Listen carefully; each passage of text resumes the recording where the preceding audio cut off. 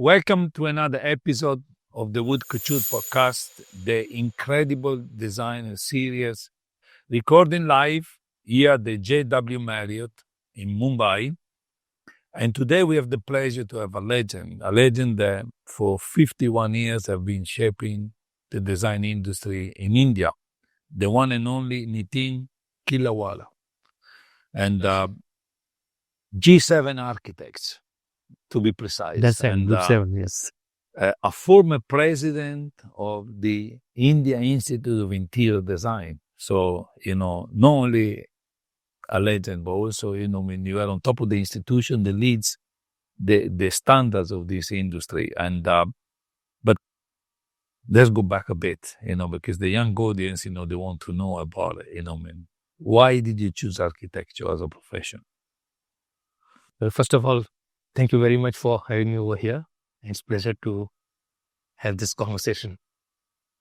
Well, this is a question which over a period of time, it has been always asked, why architecture and why not something else?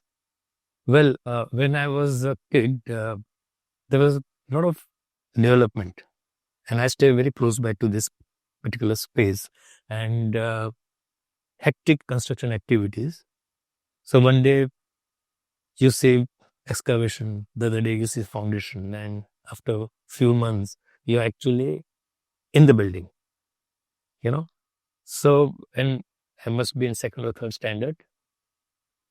So that really fascinated me. Also, at that point, one of my cousins was also an engineer, and I was quite intrigued with some typical instruments, drawing instruments for geometry, etc. I was pretty well in the school drawing maps, reading maps. And even I remember when I joined architecture, I used to spend hours together in a stationery shop. With that time, we used to do everything manually.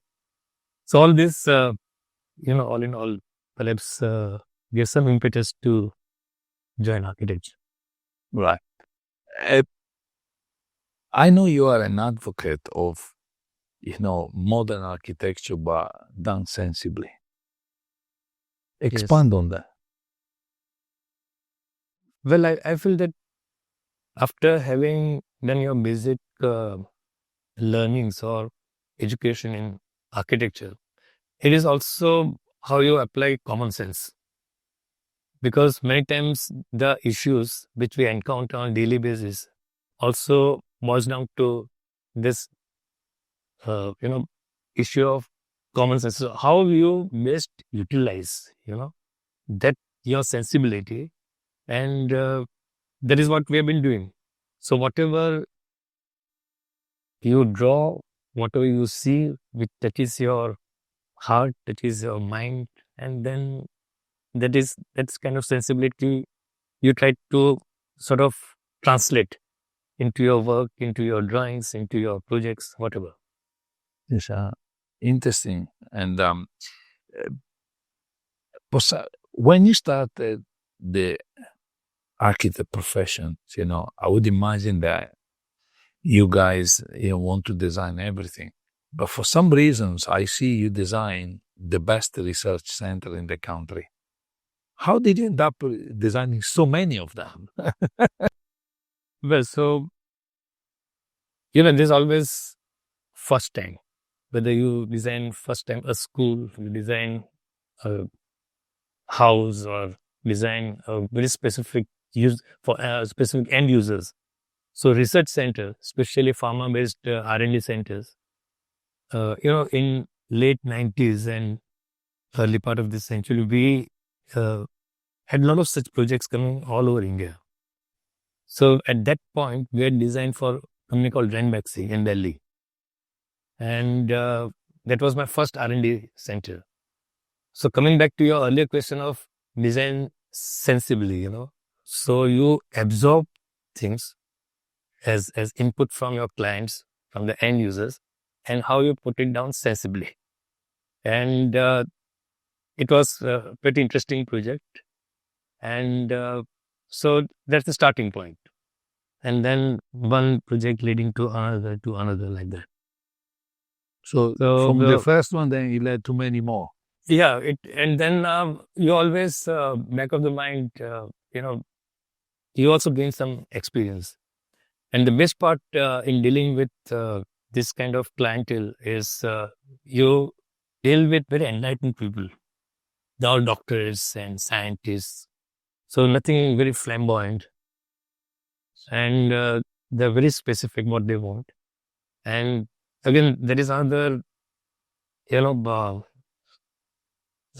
point which we have observed, that if your clients are absolutely crystal clear in what they need, that is also drives to the success of that project.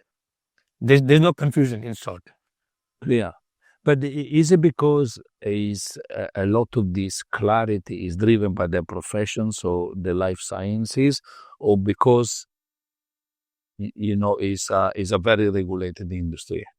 Well, it is regulated to some extent, and especially talking about these research centers, what I learned is when a project comes, how you define lab areas versus non-lab. Okay. And you'll be surprised that non-lab areas are almost 60-70% of the overall build form. Oh, wow. Because they need that kind of spaces, to support the main, research part of the research center. Wow. And do you treat the non-lab area like you treat any other spaces, with the creativity that goes into that? Or is it also very particular to the industry? Well, that is part of the design brief. Right. Like some of the labs are very, very particular. Then we also have to see that, how you have some kind of confidentiality. Of course. All that. So that is also part and parcel of our planning process. Right. Or even an R&D head would say that inspector from USFDA would visit. What would be his path? Wow. There are certain areas which you would like to show off, certain areas which you would like to, keep it a little confidential. So all that is part and parcel of the planning process. But then again, you deal with not just architectural part, but then you are dealing with very high level of MEP consultancy, MEP services, especially when you design animal houses and stuff like that. It's very, very, very focused and specific. Over the years, of course, I can see, you design many buildings, but there are building typology that you really excites you. And of course, everything will excite you because you're passionate about everything. But is there a particular asset class that you still get the buzz when? Yeah, anything which I design where masses are involved, like for example, school, Right, or educational campus, to some extent even R&D centers. We design one, sort of regional headquarters for RBI, that is Reserve Bank of India, where huge amount of people they visit, and that's what excites me, because then you are actually designing for the end user whom you don't have any idea as such.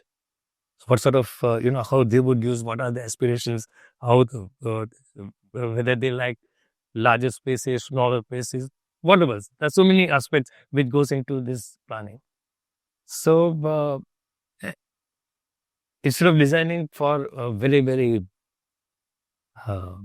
resourceful and rich client, but then everything is under lock and key, there's the excitement which as much you get in this kind of project.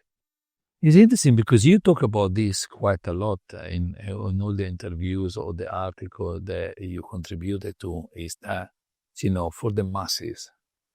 But is it because they can see your work, they can experience your work, or because it's an unknown approach? Especially in India and most of the cities in India, I would say, there is no respect for public at large in terms of design. Right. Especially in terms of design.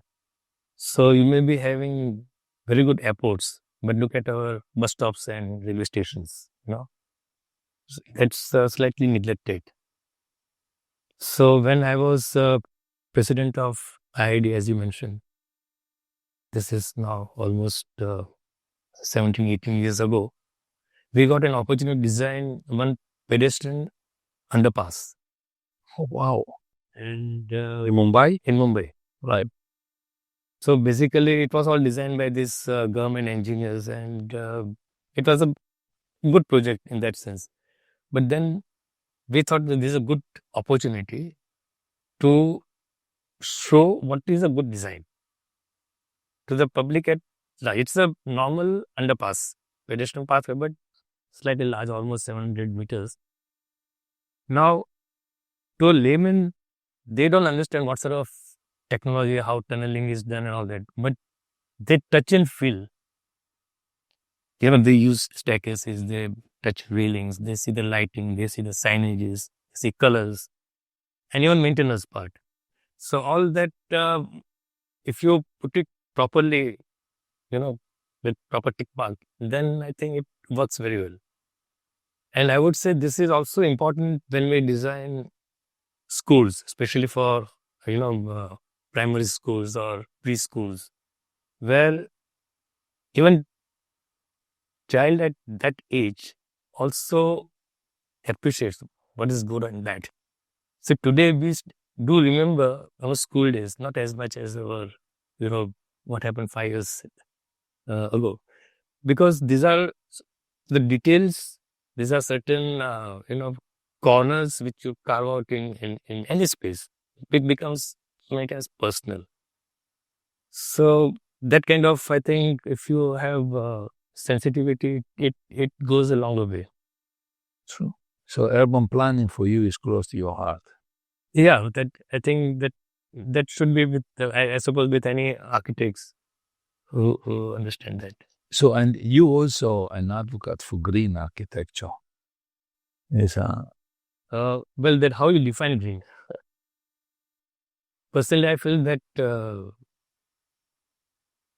our, we are grown as Indians with some kind of, we believe in economizing. We also believe in optimizing. So that is always the back of the mind. Like I remember my grandmother used to say some 30, 40 years back, that don't put on incandescent bulb, use tube light, typical those fluorescent lights. Why? Because that gives more light and it's more energy efficient. Wow. Your grandmother. Yeah. So but this is again using common sense that now what goes into a fluorescent light or incandescent light, she doesn't know. She didn't know. But that is how we are brought up as Indians. We used to even recycle textbooks and clothes of, elder siblings and stuff like that. So that happens. I mean, it's always there. But architecture should be common. Yeah. So, but today what is happening is in the name of green and all that, it has become more of mathematics. You give, you evaluate, you give marks. So it's like telling someone that there's nothing wrong in being honest, and that everyone says, yes, one has to be honest. But I cannot say that you are gold honest and I'm silver honest and she is platinum honest. It has to come within. So I think this green issues, etc., it has to come within, not to prove someone. Many people. I was shocked to learn that in all the interviews we do across the country, but around the world, it's not in India, it's everywhere in the world. Everybody talks about it, but nobody acts on it, to do something, to say, let's try to change it, because, leave it for somebody else, and they are not leaving for somebody else. Pass the parcel. Yeah. Nobody do anything, to address it, which is, this also reminds me of one instance. We talked about this R&D centers. So we're designing an R&D center for a multinational, and team of some delegation came from Brazil, and this project was in Thane, in Bombay only. So we had our briefing and meetings, and everything was going on very well. And then there was a lunch break. They'd come to assess about the progress of the work. All of a sudden, one guy said, we didn't discuss about green issues. I said, everything is green. Whatever we have been deliberating for last couple of hours was nothing but green only. Whether it is optimizing corridor, whether it is having what sort of glazing, whether it is, entire planning for that matter. So, personally, I feel that of late, this has been patronized by certain manufacturers. So, it has become more of material specific rather than planning specific. Like in a climate like Bombay, so if I provide, say, carpet in kitchen, they will give me some marks, provided I use so and so quality of carpet. So there again, your common sensibility comes into picture. So how you appropriate the material and its use, and taking the best advantage of it, its potential, I think that is all part and parcel of green. How is your design approach changed from 30 years ago and now?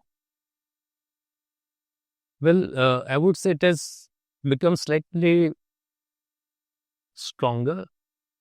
What I used to think in those days, like you draw a line and then you keep on repeating that line becomes bolder. But at the same time, back of the mind, you always evaluate, after you complete a job and you see that project after a couple of years. I could have done this, I could have done that. So that is always there. So that kind of improvisation always takes place. And I think it has, so far, it's more or less same. So maybe you may say that we are not changed as per the time, but the fact is basic ethos remains the same. It is how you apply. Maybe different materials, different technology, all that we absorb. And that is part of our job. So, considering all the years of experience you have, when you approach a new project now, inside you, you know exactly what is going to be the outcome, or are you still be taking an explorative mindset? I would say both. It's always a vicious circle in that sense. And whenever you visit the site, I'm always excited. So I spend a lot of time visiting my sites than on the drawing board. Maybe we are operating on that scale, so we can afford to do that. The young audiences right now are, of course, advocating for artificial intelligence. What's your views on this topic? I must emphasize I am not competent to answer this aspect, but any technology or any new innovations, one should be open to absorb, to utilize, but not just for the sake of using it. Everyone is talking of AI, so I must do that. It's not perhaps appropriate. Like, I have grown as architect using large A0 size drawing boards, like T-square, set square and all that. And from that, we have seen the entire evolution of this software into our industry, AutoCAD and all that. So I'm not expert in AutoCAD or using those software. We have people, we get that assistant, but then we know the potential of that software and we put it to use. So similarly, maybe this AI, which is a recent phenomena, so something should be good, I suppose. So let's see how it applies into our industry. But at the same time, such technology also makes things more standardized than what is required. Because end of the day, as an architect, I would like to have some personal input. Right. You'll be surprised that all these softwares people use for 3Ds and renders and all that. So some of the best guys with whom we work, they're not even architects. They're not even having any technical background, but they're very, very good in, using this, image creating and using this software. So that's fine. I mean, Is a form of creativity. so, and they are more in demand than an average architect. That's interesting, Manisa, because I would imagine that. See, now I walked through this place from lobby to this area. So they actually render it exactly what you would like to, have that kind of space. So that is an individual skill, I would say. In terms of hospitality, how do you feel about the hospitality environment and the architecture you see around in general? Well, hospitality also is revolutionized over a period of time. So it is not just having very large flamboyant kind of spaces and, big volumes and very glitzy thing. But they really, some of the this hotel properties, they've captured the local kind of, the usage of materials, or they've captured that local feel. So maybe in terms of architecture, designing spaces, but even in the cuisine and the rooms and overall sort of look and feel. Wow. It's do you feel that you start seeing more sophistication in the hospitality design than what it was 20 years ago? Or Yes, certainly. By hospitality in most of the buildings in that sense. right, not just hospitality, it's across the border. Yeah, yes. That's definitely. And in fact, I always love to see new properties. I must have stayed in most of the known hotels in Mumbai out of curiosity. Right. So to try them out, actually staying physically in the hotels. I remember when we were growing up, and everybody used to adore Charles Korea, and he has designed some of the outstanding these hotels, and he used to get this kind of feel, like hotel, whether it is in Andaman or in Goa or in Kerala. So within first 2 or 3 months of inauguration of that hotel, I used to go and stay there. So just to enjoy that space and what's really is, how he's captured the overall surrounding. Yeah, it's fascinating because when you travel the world, I realized that, I stay in quite a few Marriott in India, particularly JW, and from Bangalore all the way to Delhi and here.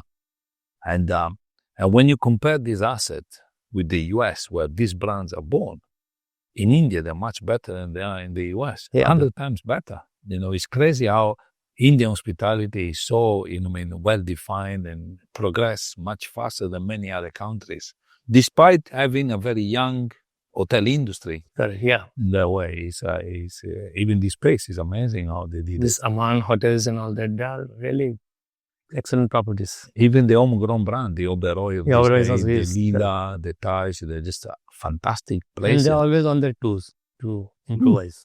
Lots, from a service to architecture to everything. Some of the hotels, the upgradation is also remarkable. Super good. It's fabulous.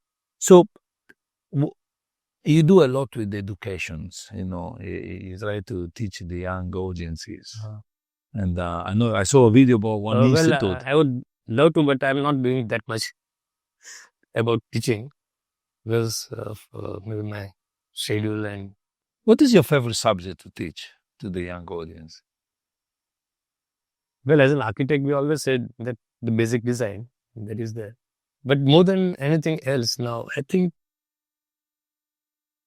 for younger generation of architects, they have to think much beyond architecture. See, those times are gone that you do a lot of drawings and good drawings and design. But then end of the day, what is perceived by the masses? At the same time, what is required for the masses? Okay. Because that is more important. So whatever we discussed in last half an hour, whatever, you ask similar questions to any infrastructure project. Interesting. Because and now I'm talking especially in the context of Indian scenarios. Today, the biggest clients are the government. Yes. Across all the states. And they don't care a damn about a good design, about green issues, about what is required to start with, whether that project is worth spending so many millions of, crores of rupees. So this is something where all our resources are spent and we have to be little vigilant. So as an architect, I feel that somehow we are not heard. Let me be very blunt. Yes. We are okay with our clientele and whatever work which we do. And the fact is, as an architectural fraternity, we may be touching maybe 5% of the population. Another 5% may be knowing who we are. But in a city like Mumbai, where 60% lives in a house, they don't care. They don't need us actually. For them, it is daily survival. So that daily survival, how you improve, that is very, very important. Interesting. Unbelievable. Because this is something which is, unfortunately, with very strong prime minister also, it's not taken seriously. Wow. And if we have just imagined, out of 60%, 30%,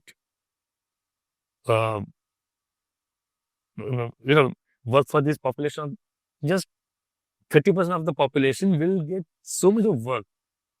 There will be shortage of architects, contractors, material suppliers, everything. Very true. Yes. Right now, we are in our bubble of just maybe 5 to 10%. That's it. Interesting. Wow. So this kind of, and housing is something which is very, very important. And you directly relate with that, no?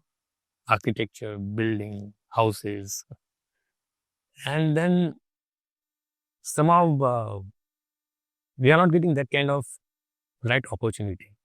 Even some of these large government organizations like BMC, Bombay Municipal Corporation, or MMRD, they're all government planning authorities.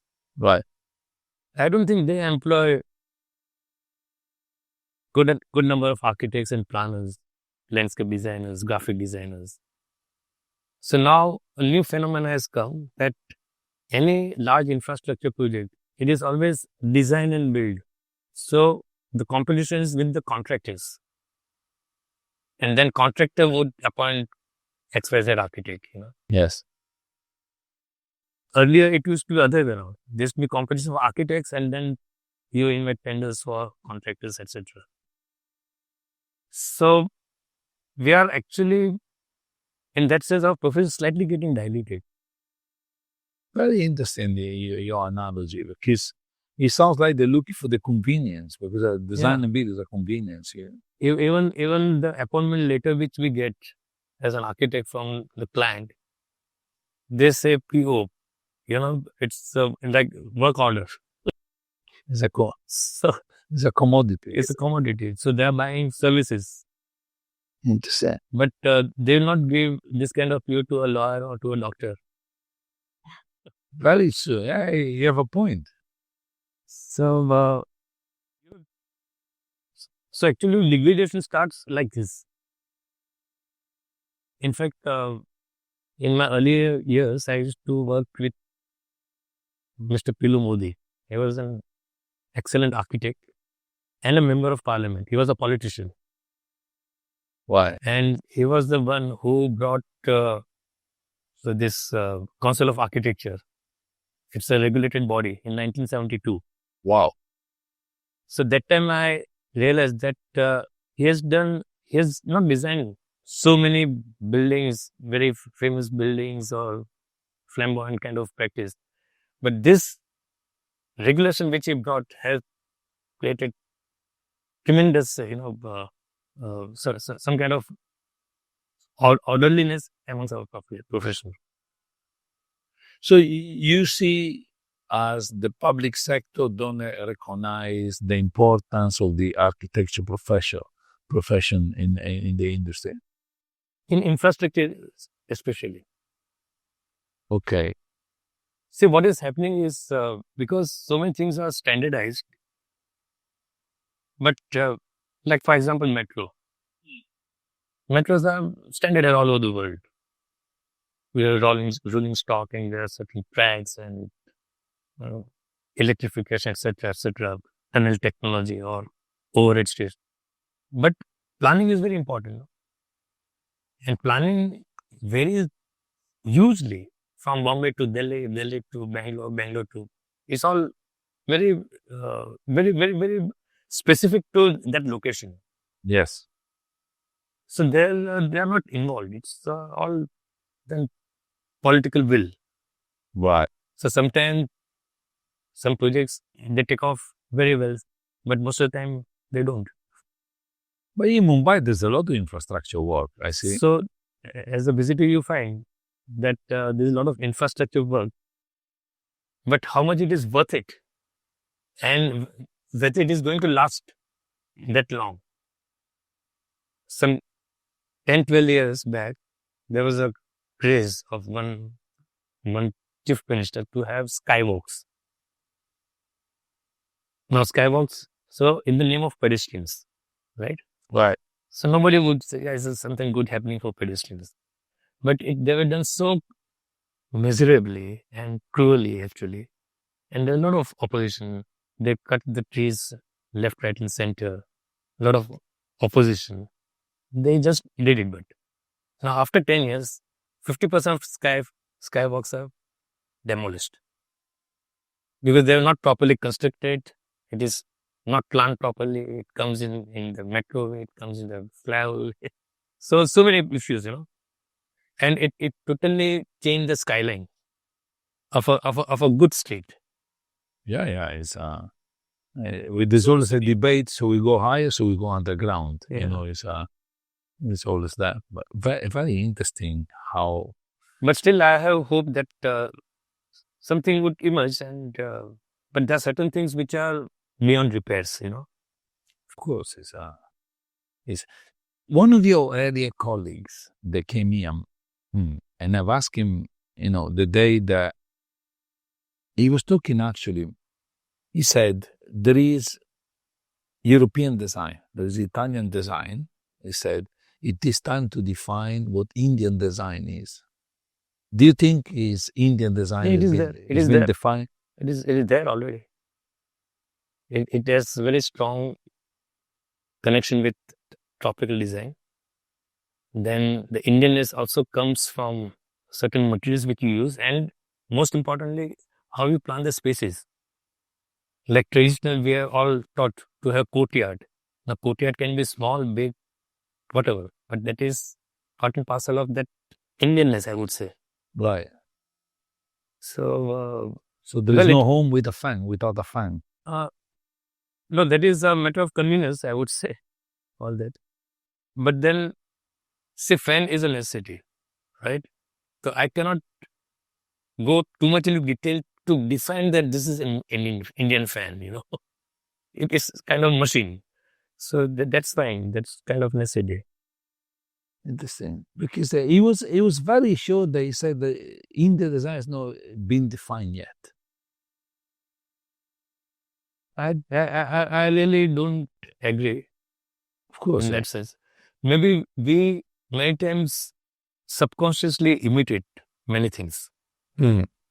So it happens. Like, or, what you see physically, like maybe the flooring, maybe certain finishes, the lighting, glazing, all these are standardized products. And maybe in that sense, but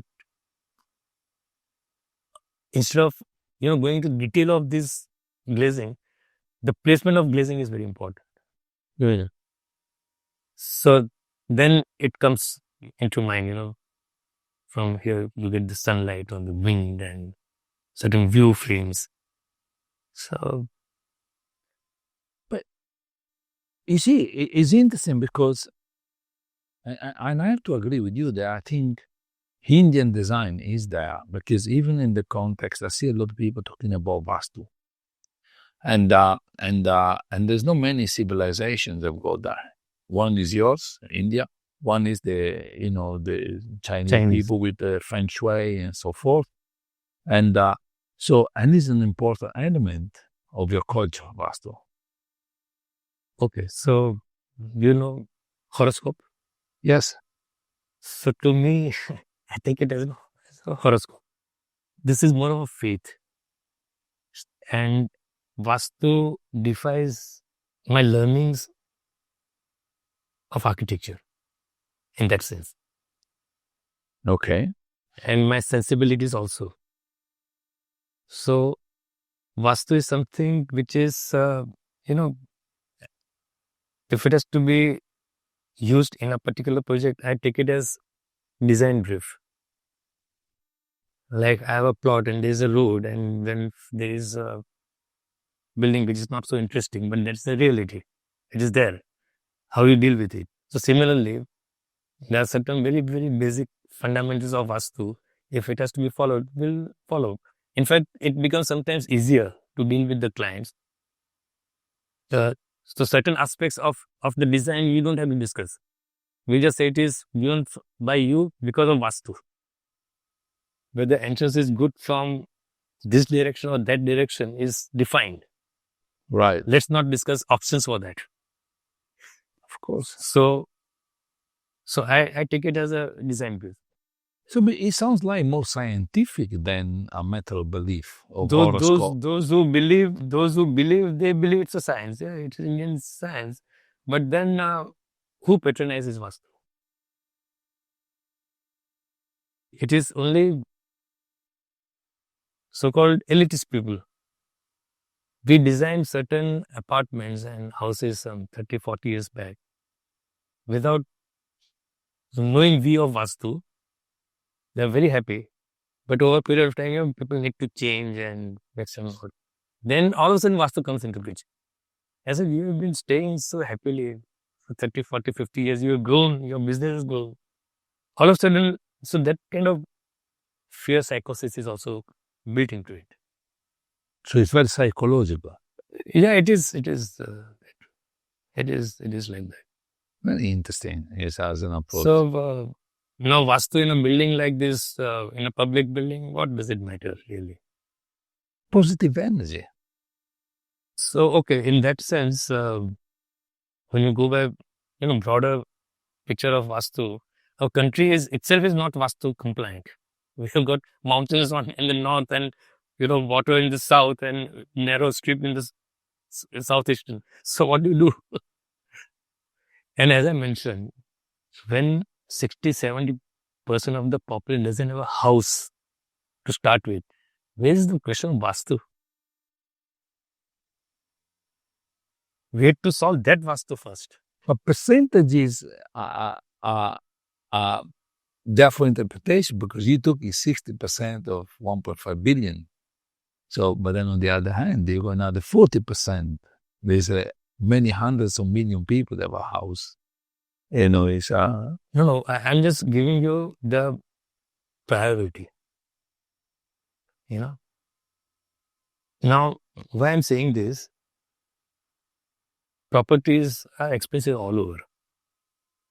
Now, if someone says that this particular property is not Vastu compliant, invariably they don't discard it. There's what are the Vastu corrections. Now, this is all, you sort of keep yourself, you'll be happy. Okay, I'll do this. I'll do some ceremony. I'll put some brass pieces under the floor and I'll flatten some part of the land. So it will be Vastu compliant. So that is architecturally, I don't think that's the right thing to do. Right, interesting. A very interesting perspective on these kind of things. They say generally circular shape is not desired. Right. Now, Apple's headquarters is nothing but a mid-circle. Very true. Very true. And funnily, even many NRIs living abroad and very well off, last 30, 40, 50, maybe second, third generation. If they want to make a new house, they'll come here, get Vastu correction for their house in US or UK or wherever. So that is, so this all, end of the day, it's all faith. I saw one of your interviews that about real estate, and you talk about land prices, and then how land prices now drives architecture. That is the biggest issue all over India. Yes, and now because of these land prices, for any small development, government would like to get their pie. So my construction cost is 3,000 to 5,000 rupees per square foot. But my sale price could be 80, 90,000 per square feet. Just next door building, you may have a look. It's a new building which is coming up. They're selling flats at 90,000 per square feet. Now, where are we as an architect? In that 90,000, my contribution or my work is limited to about 3 to 5,000 rupees per square foot. That's my construction cost. And that's what we are paid for also, whatever proportionate.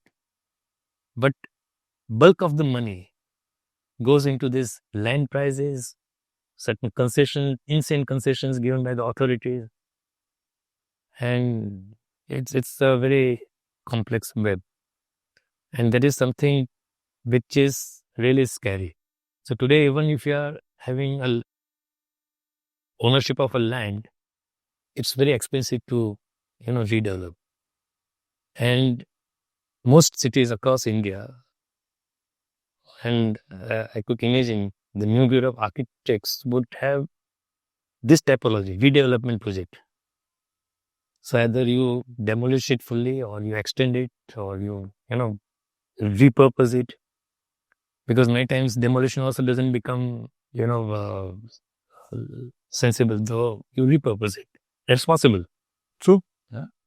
So these are the projects, and that's why there is also an element of greed which is attached to it. Now, all of a sudden, people want, 6,000, 7,000, 8,000 square feet flats in the same line, where the road width is also same, where general infrastructure around that neighborhood is also, it has not improved. But my building size has swollen. Wow. So that is something which is there. I think we have to accept this reality. That's why I always said that you construct whatever is needed. Don't have to. Government is crazy. They will allow everything by paying money. So it is as simple as this. Now in this area, we have 6 people sitting. Maybe you can have another 6, 12. But you cannot make it 5 times. What they are doing is, I'll allow you to bring 5 times more people, but you pay me so and so money. Interesting. So it's like overcharging an area. Correct. And then infrastructure cannot cope. So some of us, we said, okay, you do that also. But you also increase number of trees. Simple. You don't want no great, requirement. Just increase number of trees. That's it. So that they don't do it. We have a tree authority in Mumbai. It's very powerful tree authority. Now, generally, what is the perception? Tree authority means they would see the welfare of this, greenery in general, trees, how many more saplings they planted, etc., etc. But this tree authority is meant only to give permission to cut the trees.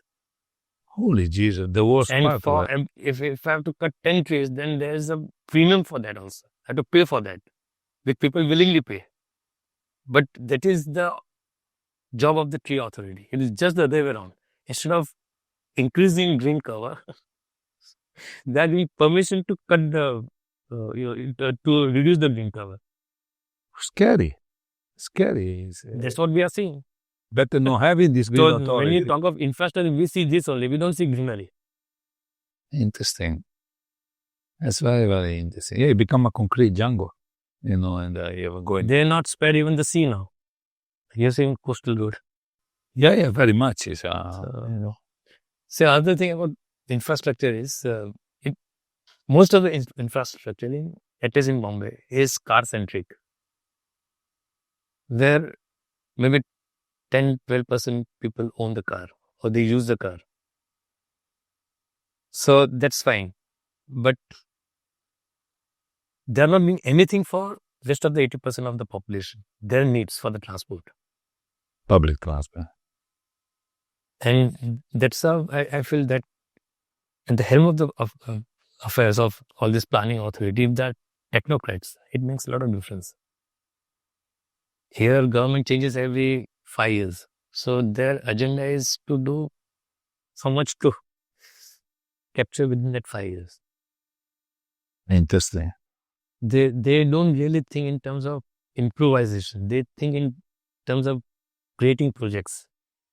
Of course, they need to drive votes. Yeah, so that's every political system worldwide is the same. Yeah, there's no technical people. There's politicians driving architecture, which is challenging.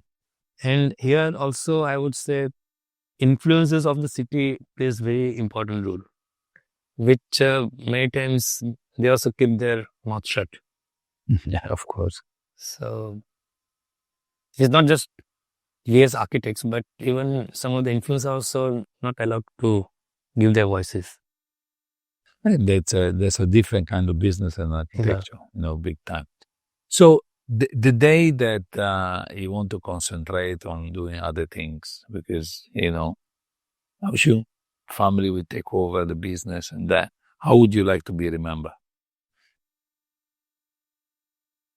Well, I would like to be remembered as a very simple human being and done something good for the people, which back of the mind, I would like to do it, but it's very difficult. It's not really tangible, but that's how it is. I don't have great ambition that we're done Taj Mahal-like structure, and that is, whatever we have done is for the present day, and it should work. In fact, lately, someone had asked me, what sort of project you would like to do now? I said, now I'm looking back at my earlier projects. How good it has worked or not worked. Interesting. Because for us, when the project is over, we take photo shoot and that's the end of it. Right. And that's how it is. It works. Nothing wrong in it. But then you should also review. That is true. That's interesting, actually. And that's how you admire works of master architects like Korea and, that lead. That even after 30, 40, 50 years, their buildings are meaningful. They're still in working condition. And people get inspiration from that. So that is whatever little we do, we try to have that kind of wish list that it happens. Well, I like what you're saying. It's going back after it's been delivered, what worked, what didn't work, what can be improved. And it's quite ironical that last 3-4 years we've been getting a lot of projects which we design, like this 30, 40 years back. And then next generation comes and their new requirements. Offices turn into, and factories turn into offices and stuff like that. So it happens. Wow. You still work in the same building twice over a period of 30, 40 years. We do that. And so then you take more, you take ownership that this building was done by me. It has to be modified in his 1, 2, 3, 4, 5 steps. Wow. I like it. Amazing. Great. Dear Nitin, I can stay here talking to you all day and listen to all your story, man. Thank you very much. I really enjoyed it. My pleasure too.